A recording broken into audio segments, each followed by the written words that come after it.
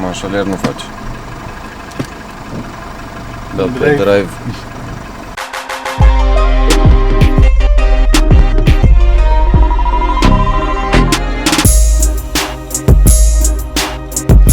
Salutare și bine v-am găsit! Astăzi o să avem nu un BMW, nu un Volkswagen, nu un ce am avut, un Suzuki data trecută.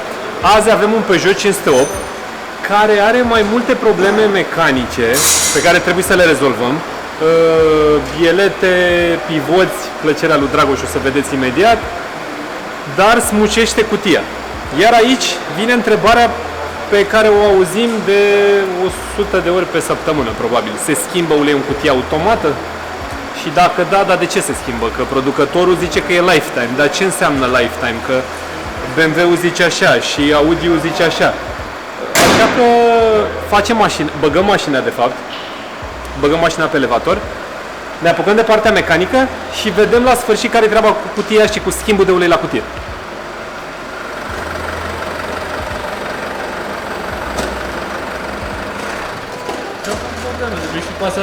Bă, partea bună pentru ei e că nu mai e BMW.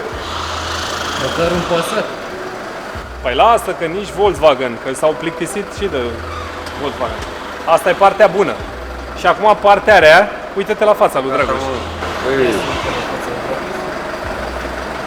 Ești antipatic, bă, băiatule. Ca de obicei. Păi ce-i faci, mă? Catapultează asta. Băi, Joc cu asta. alarmă. Ia gândește-te de ce. Păi știu de ce, dar nu ne vedeam eu. Păi de atunci ieși, dă-te repede jos și mai închidem o dată ușa. Deschis ușa. Voiam să te bag în ceață. Mamă, de face pericol de dezastre naturale. Da, mă, trebuie să parking. Deci la pivoți e problema cea mai mare, ca să fie mai clar. De asta s-a schimbat la față Dragoș. O să dau roțele jos și o să înțeleagă toată lumea De ce? unde e problema. Cam obosileu. Are 300 câtare.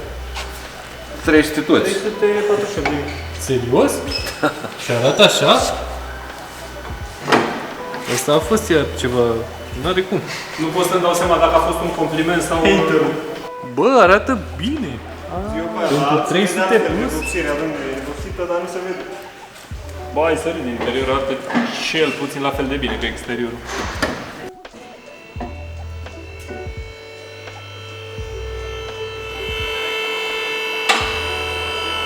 Ți-ai luat apăsător de butoane? E bine și așa. Ai crescut. Mulțumesc pentru serviciile prestate. Puteți să-l lăsați așa, că e perfect. Păi și când e de coborâm anunț? Restul mi-l dai, mă? Bă, domnule! Bă, dacă stai să te gândești, cu 1 leu poți să faci multe. Da. Mai pui unul și ți iau cafea? Da! Păi și când coboară mașina mă chem? Da. Ca să poți să bei și tu o cafea azi. Cum ar fi să mă duc să zic când dați și mie o jumătate de cafea? Măcar o cafea. Sare căpăcele ca la Volkswagen. Fiță, chestii. Mașină de lux. Da, asta o să piuie tot lucrarea? Nu, trebuie să iau contact. Ei mau.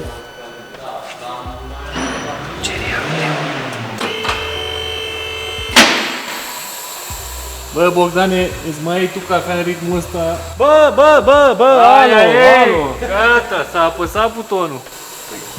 Dacă nu ești prezent aici, atent. Băi, ori stai Hassel, băi, Hassel, ce zice Gary?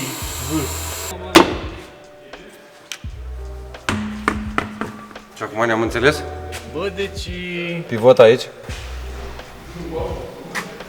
Acolo e un pivot undeva. Mai e unul de desubt. Uite-l aici. Asta. Dar cred că cel mai ok ar fi să... Pot. Da. Să încerc să-i las amortizorul pe mașină și să dau jos de aici. Am făcut talentul.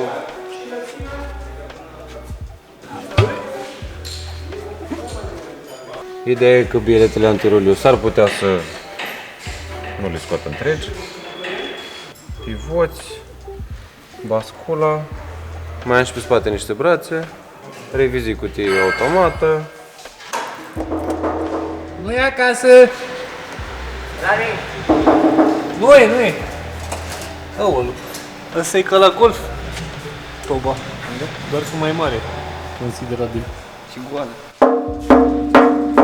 Zici că bat clopotele aici înăuntru. Mamă, și ca să dai și în jos, trebuie să scoți goală. Mamă, ce inginerie. E și uite, nu. Eu zic că arată bine pentru kilometrii.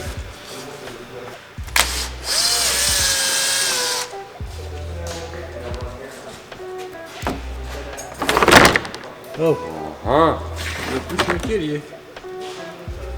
Și acum să vedem scurgeri, chestii. Bă, nimic. E ok, părerea mea. Ia uite, cutia e uscată, cât de cât. Aici, la bușonii un pic, n-a șters când a schimbat de. uite pe ce face televizia. Șmecher, scoți astea? Nu. Sau? Scot ăsta Aha. și scot tot. Și mă cuple 10. Tare. Avem un adaptor care e fix acolo. Șmecher. Băi, e simplă treaba, da, ok. Îl desfacem de aici, Da, de aici, da. ca să putem să tragem fuzeta Da? Și planetara. și planetara, bineînțeles, Da. cu etrier și la, că o să iasă fuzeta tot afară. Păi trebuie să schimbăm și pivotul de sus, n-avem cum altfel. Da. Deci avem pivoții de schimbare. Da, pivotul ăsta, pivotul ăla, bascula asta, bascula aia altă. Hai să ne- Parcă da. bilete antiruliu. Vreau să problemă- mi aducă piesele întâi. Hai să ne aducă piesele, că la biletele astea s-ar putea să nu iasă din fuzetă. Așa m-am gândit inițial, să dăm și tot afară, dar Și am tu zis că... ce filmezi? Ne filmezi că stăm și noi de vorul cațaților? Da. De ale noastre. Și mai ajung pe spate, poate. Turn a 10 piece to a 20 quick. I got money busting out the money clip. Make a call and hit another lick.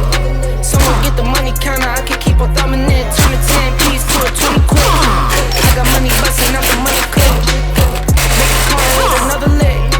Someone get the money counter, I can keep on thumbing it. Okay, I'ma hit for 20 off a laptop. In a Zoom meeting, making money is my backdrop. Ballpoint base hit harder than a slap shot. Phew, I'm a baby, told her run me like I'm Epcot. Whoa, whoa, I've been doing road on the go, go. Get a bag and flip it, that's for sure. If it's show, that was never talk about nothing. Turn it down and go get you some money. Turn it 10 piece dragul, to a în 20 genunchi. quick. I got money busting out the money clip. Make a call and hit another lick. Someone get the money counter, I can keep on thumbing it. Turn a 10 piece to a 20 quick. I got money busting out the money clip. Make a call and hit another lick. Someone get the money counter, I can keep on thumbing it. Eyes on the money, my brothers got my back. Streets moving funny, so I been holding strap. My play defense, we been on the attack. Plotting and scheming, how we gon' get it back. Designer all on you, but you can't buy the swag. No miracles. Unde ai găsit văricele astea? Senzorul? Aici. Vine pe acolo și aici după pompa de săr. Și la Dragoș? La Dragoș e mai complicat un pic. Ai tras pe scurt, Dragoș, aia e. Vezi? Dacă ești antipatic, Nimeni nu mă suportă, băi. Nici măcar mașinile, ești nebun. mai ales. I can keep on thumbing it. Turn a 10 piece to a 20 quick. I got money busting out the money clip. Make a call and hit another lick. Someone get the money counter, I can keep on thumbing it. După lupte seculare.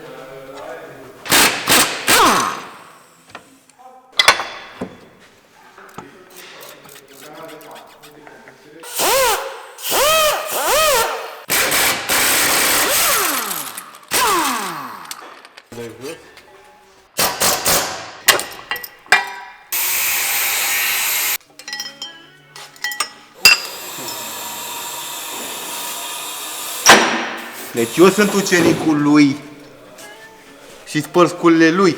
Ca să știți, da? Uite, eu acum fac. Asta înseamnă să fii mafiot. Deci eu sunt fascinat de sistemul ăsta lor de prindere. De ce? Așa, e inedit. Îl găsesc și pe Opel, îl găsesc și pe Opel? Pe care Opel? Movano. Ah, Și pe el tău. Opel Movano, care este un Renault Master, de fapt. 5.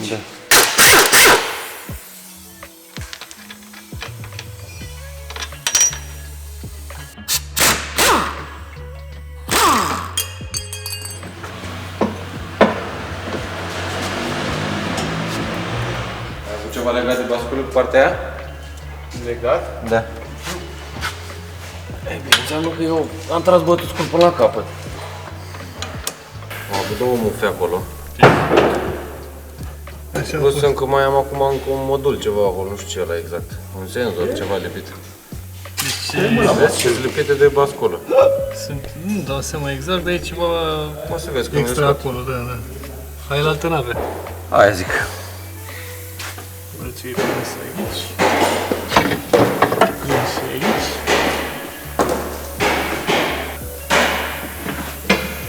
Bieleta? Cum mă să fie șurubul mai gros, mă, Vali? Șurubul mai gros ca bieleta. Păi aici nimic. Deci, mufă prins aici, mufă prins aici. Și aici încă e o mufă mare, dar e prinsă cu șurub, așa. Plus...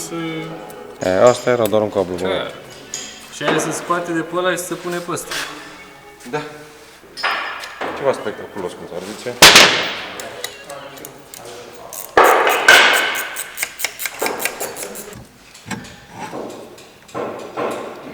Nu pot să fac singur asta. Trebuie tras și băgat bileta.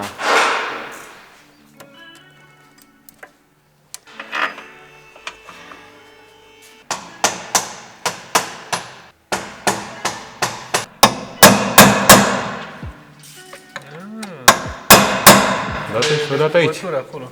Da, are decupătură specială pentru siguranță.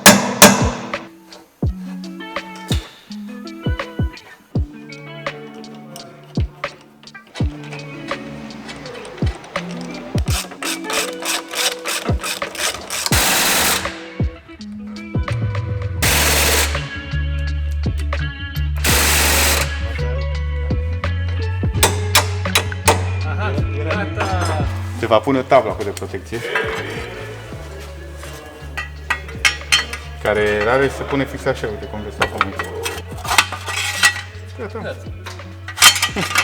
Trebuie să o prinzi și șurubul.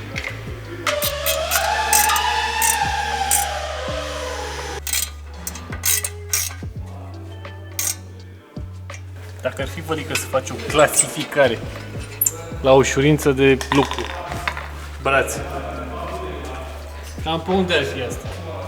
Sistemul ăsta franțuzesc. Ca și complicare. Da, ca o și ușurință de lucru. Nu e ușor de făcut și trebuie să lucrezi chiar și în doi de multe ori. Ai văzut? Audio cum se situează? Ca un etalon așa. Relativ mai ușor dacă să desfac brațele, mai ușor. Asta Dacă e audio de fontă oțel tot la fel. Bine, mai rapid. față de aluminiu, Ai șanse mai bune acolo, mai flexibile, să zic așa. Salvezi și fuzeta, oricum ar fi. sunt destul de trainice articulațiile astea la Astea? Peugeot. Da. Gen, ai făcut-o acum și 5 ani, nu mai umbli. Da. Mai mult chiar. Umbli la motor, dar la articulații nu mai. Da.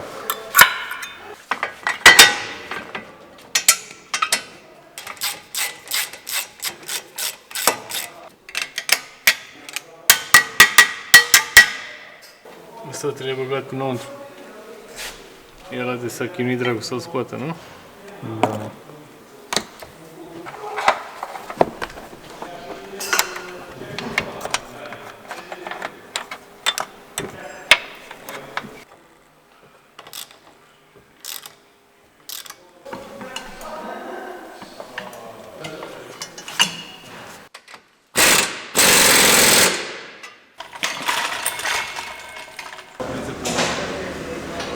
Gata. Bă, e greu de pus amortizorul ăsta înapoi. E mașină puternică. Este. Și când e o mașină puternică, Uite, Vali. Sta.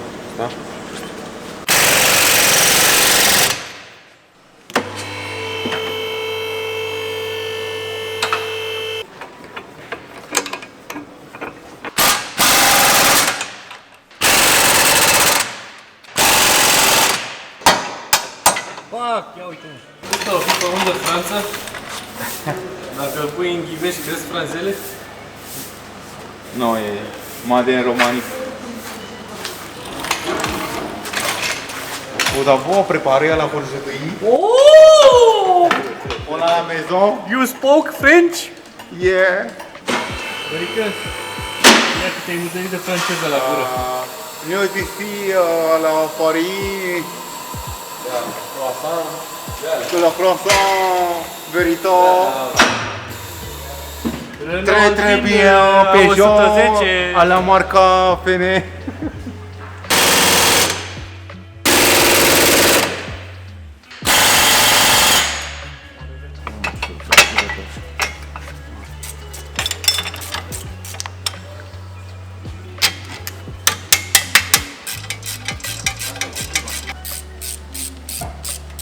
Asta a plecat. Așa. Așa. Așa. Acum eu prin gaura asta îl bag. Vedem dacă ajung la el pe partea ăla.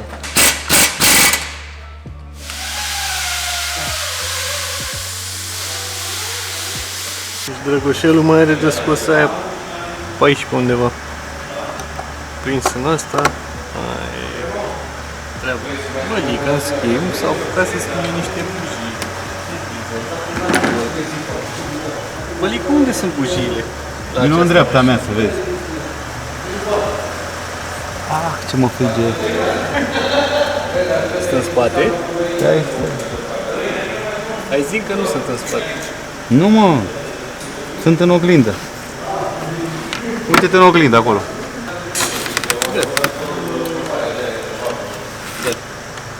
Hai că e bine. Cred că ți-a ieșit până la urmă. Încep să se așeze la loc. Greu. Încerc să-i prind asta înapoi și nu prea... Ea nu prea vrea. Aia, se prinde, uite, ăsta e clipsul de aici, ăsta, îl vezi? Că a intrat până aici. E un brăduleț de la. Așa. Și ăla e pe cablu care duce jos. Trebuie să-l clipsezi pe ăla aici și după aia bag mufa.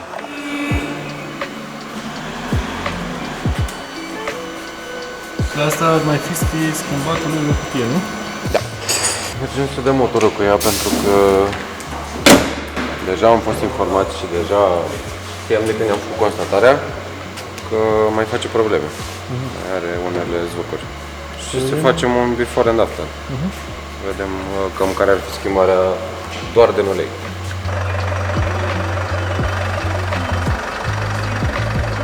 Bonjour! Straight. Ia. Hop. Mașaler nu face. Da, pe Drive. drive. Ar mai avea, cred că, bilete pe spate, parcă, nu? Da. De schimbat. S-aud.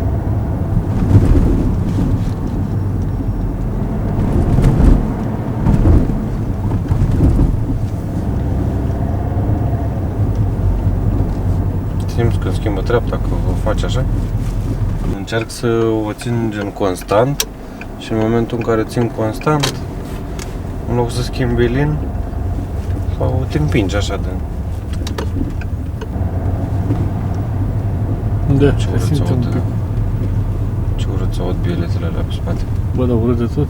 Păi când schimbi uleiul de acutie Facem și așa. și pe decelerări cum e? E ok, pe decelerare n-am simțit nimic în neregulă momentan.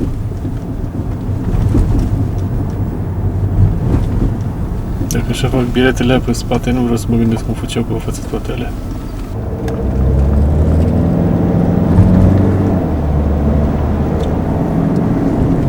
Vezi? Bine, acum am făcut din 3 în 4. E greu să arăți la cameră chestia asta, că nu e ca și cum îți face capul așa. Dar o simți în scaun, cum trage. În schimb, când treci de la spate-față, aia se și aude. Aia da, aia face cam nasol. Bâție toată mașina. Ideea e că nu se păstrează presiunile necesare pentru schimbul de trepte. Și în momentul în care îi dai drive, ea nu are presiunea pregătită pentru așa ceva. Și în momentul ăla există chestia asta, o bagă gen, ca și cum ai băga în viteză la o manuală, fără să apeși ambreiajul complet. Și o simți un pic, știi? Adică o bași cu japca. Vezi? Da. Din ce am vorbit eu la momentul respectiv cu clientul, el nu știe absolut nimic legat de uleiul de cutie și are mașina de ceva vreme. Și dacă în 350 de mii n-a fost făcut schimbul la ulei niciodată, e posibil pagubele să fie mai mari decât un simplu schimb de ulei.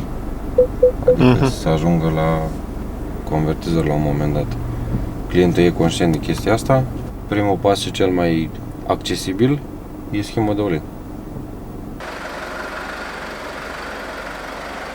Am venit și eu aici. E bine când ai venit acolo.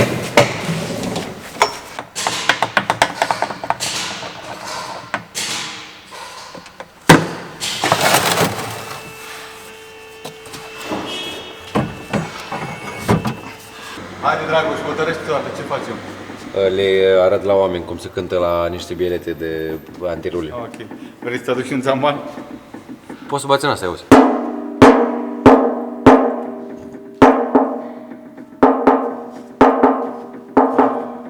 Hai să... Nu, așa fac degetele mele, nu vă speriați.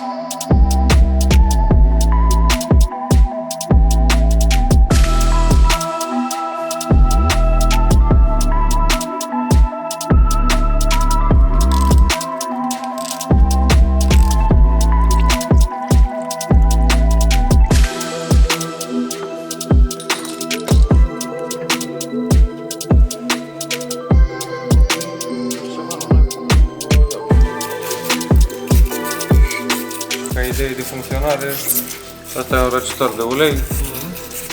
Într-o parte intră uleiul, se răcește și intră înapoi. Și noi fix asta facem, îi punem un adaptor aici, așa să avem și un tur și retur de înrăcitor în cutie.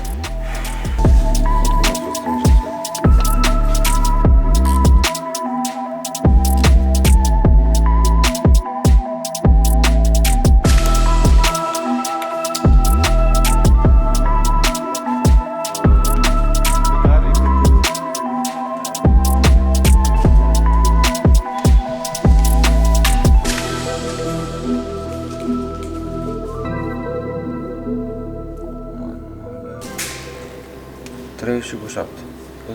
Scrie umplere cutii de viteze 3, gen fix gravitațional, și umplere inițială, adică gen cu tot cu convertizor, cu tot sistemul, 7 litri. Salut! Ce faceți? Cum sunteți? Cum ați dormit? Dați-mă un pic. Cum ați dormit? Cu ochii închiși. Cu ochii închiși? În pat? Bravo! Trebuie să-i mulțumesc mult Rareș, că aseară, dacă nu era el, dormeam în stradă. De ce? Pentru că am uitat cheile la mașină, la el în mașină, și cheile de la casă erau în mașină. La tine. La mine. Mulțumesc că ai salvat un copil. Mulțumesc. Asta e eu. Bă, nu poți zici pe o filmare că și-a tras sus.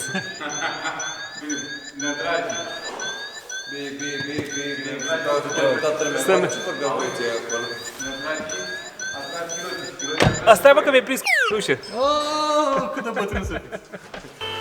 După ce o pornește... O pornești, facem nivelul și după aia dăm schimb cu toată cantitatea, ca să nu ne mai oprim. A, să-i dăm tot 7. Da, gen, îi facem nivelul acum și noi am băgat 3 litri. Și dacă e la nivel, o să-i dăm schimbul cu restul de... 307 litri. Deci să vedem dacă e tot ok întâi.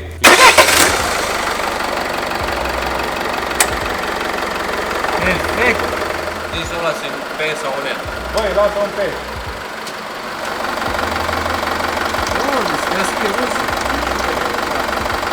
Asta e uleiul ei și asta e uleiul nou. Da.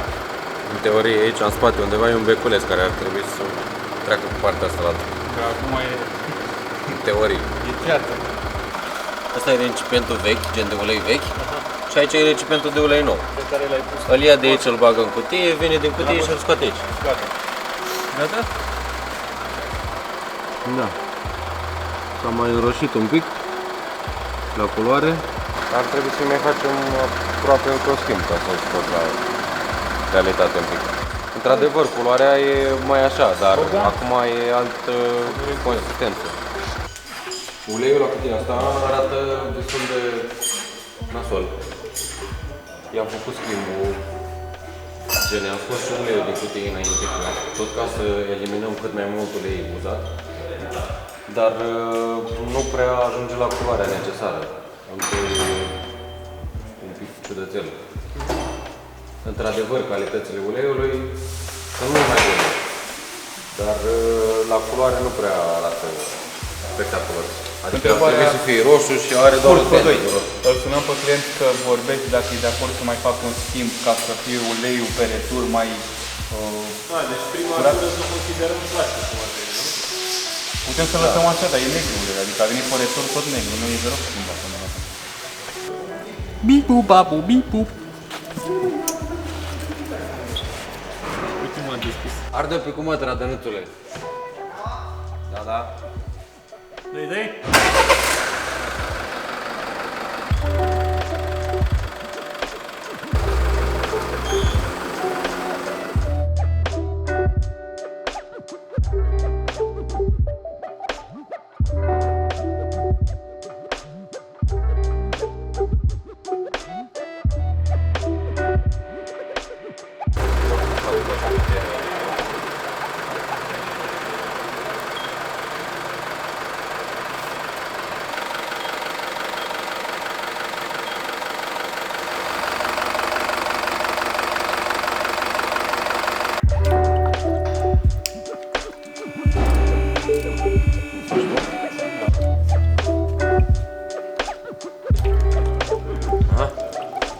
Poți să zici tu ce zici, dar s-a schimbat la culoare uleiului. Ia uite. Ce? Da, clar. Nu s-a schimbat la culoare, Vălica, a prins culoare.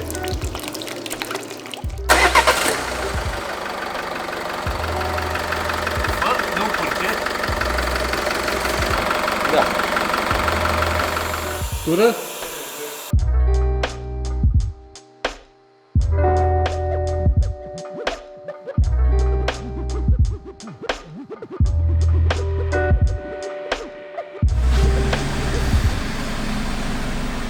Să mai fac o mică chestie la mașinuța asta. Înainte de orice spectacol. O mică adaptare sau resetare revizii de ulei sau ceva.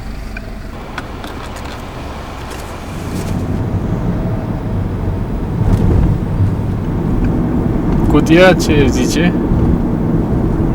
Simt mici șuturi din 2 în 3, dar parcă nu mai sunt la fel. Ideea e că nici n-am reușit să o resetăm din tester. Cutiile se readaptează singure după o mică perioadă de mers. Și mă gândesc că o să-și mai revină, având un ulei mai ok și făcând alte presiuni. Asta e o explicație nu neapărat foarte tehnică, cât un principiu din spate, gen, ca să-l înțeleagă mai toată lumea. Cu timpul uleiul se uzează și devine mai subțire. Clar, un ulei uzat nu poate să facă aceleași presiuni ca un ulei nou. Cutia, cu timpul, încearcă să adapteze uleiului pe care îl are în ea, lucrând sub diferite presiuni. Dacă uleiul nu mai poate să-mi ajungă la o presiune de, nu știu, 2, 3, 4, 5 bari și ajunge mai greu la presiunea respectivă, încearcă să facă schimbul de trepte cu o presiune mai mică. Și din cauza asta ea își face adaptări în permanență. Și acum, dându-i un alt ulei, o să înceapă iar să-și facă alte mici adaptări. Neutru, drive. Tu faci. Da, dar nu mai e atât de grav. Vezi? E mai finuț un pic. Îți rupea gâtul mai devreme. E din ce în ce mai Mai lin. Da. Da, din ce în ce mai lin. Vezi? Ideea e că eu zic că o să-i mai treacă. Ușor o să-i mai treacă. Dragoș, întrebarea... Ce am greșit? Întrebarea nimic, mă, făceam încheierea. Întrebarea clasică, se schimbă uleiul în cutie automată? Ai auzit-o de 1.000.000 de ori, că eu am înțeles că nu se schimbă. Sau că e lifetime. Deci, orice ulei, nu vorbim de cutie automată, orice ulei, oriunde ar fi el, se schimbă. E, oriunde. Oriunde. Păi și dacă e 1 litru de ulei pe raft acolo? La un moment dat se schimbă. Dacă ai desfăcut bidonul de ulei, după un an trebuie să-l schimbi. Am înțeles. Deci se schimbă și ăla de pe raft. Indiferent dacă e diferențial, dacă e cutie de transfer, dacă e cutie de viteză manuală, cutie de viteză automată, servo, lichidul de frână până la urmă e catalogat tot ca un fel de ulei. Și ăla se schimbă. Atunci de ce zice producătorul că nu se schimbă și că e garantat pe viață? Dacă tu mi-arăți un producător de cutii care îți zice că nu se schimbă uleiul la cutie, eu te cred. De cutie. Nu, un producător de mașini. Păi el produce mașina, nu cutia. Păi dar de ce spune asta, te întreb? Costurile de reparație ale cutiilor automate sau chiar schimbarea lor e la un alt nivel față de o simplă revizie. Mă, asta plus că mai e faza clasică de care știm și noi. Ei când zic lifetime, mașina pentru ei înseamnă gen 5-6 ani și... Lifetime-ul, clar, pentru ei strict garanția. Dacă ți-a dat garanție 3 ani, ăla e lifetime-ul lor. Dacă ai 6 ani garanție, 6 ani nu-l schimbi. Da. Dar după aia ei nu mai răspund. Din ce am vorbit cu clientul, știi istoricul mașinii, de când a fost cumpărată din reprezentanță și plus timpul în care a fost la el și nu are absolut niciodată legată de cutie. Nimic legat de cutie. Atunci ăsta e unul dintre cele mai fericite cazuri. Că încă am ieșit cu ea în probă și ne-am întors. Și asta plus că s-a îmbunătățit ceva. Da. Și mai există o mică chestie legată de uleiul de cutie. Cu timpul, când își pierde din proprietăți, uleiul din cutie devine puțin acid. Având electronică în cutie, acidul ăla distruge fire, întotdeauna. Contacte, fire, solenoid, chestii fine le distruge. Din cauza asta, uleiul neschimbat duce la dezastre mari, da. Naturale. La schimbarea cutiei, adică complet.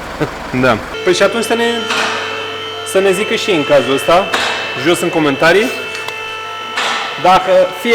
dacă ai manuală sau automată și când ai schimbat ultima dată uleiul și când ai de gând să-l schimbi. Și ne vedem data viitoare. Pa, pa!